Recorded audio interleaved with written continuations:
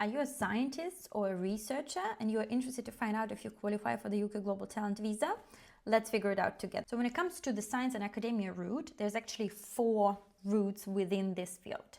3 are fast-tracked and they're usually self-explanatory. Number 1, if you have a job offer actually at approved research institution.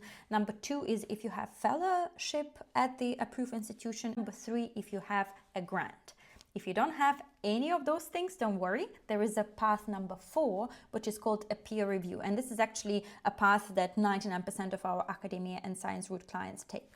For peer review route, you don't need job offers, grants, or fellowships, but you do need to have those 3 things. Number 1, you need to have a reference letter or 2, depending on level of your experience, from a UK-based academic who is quite, let's say, eminent in your field.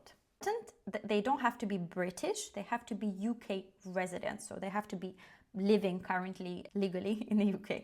You need to have a PhD or equivalent. PhD has to be completed. If it's an equivalent PhD experience, they define it as 3 years of full-time research with research outcomes. Number 3, you need to be an active researcher.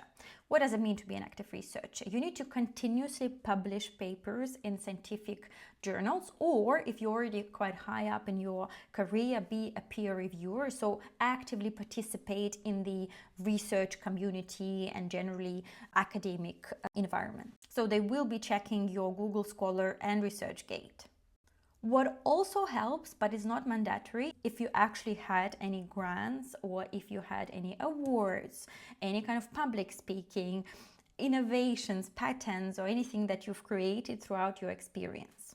For peer review, you can apply if you have under 5 years of experience as a promise candidate or over 5 years of research experience as a talent candidate.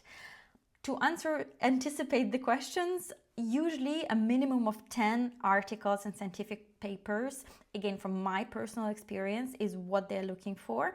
And of course, it cannot be just publishing articles and that's it. You've got to do some sort of activity, industry contribution, etc. This route, they are looking for academia more than, let's say, an industry experience. So if you're working in the industry, for example, R&D department, it is possible, but you still gotta do academic and research activities. You have to publish, you have to potentially do some work as a researcher at a research institution. But a combination of academia and industry work is totally possible.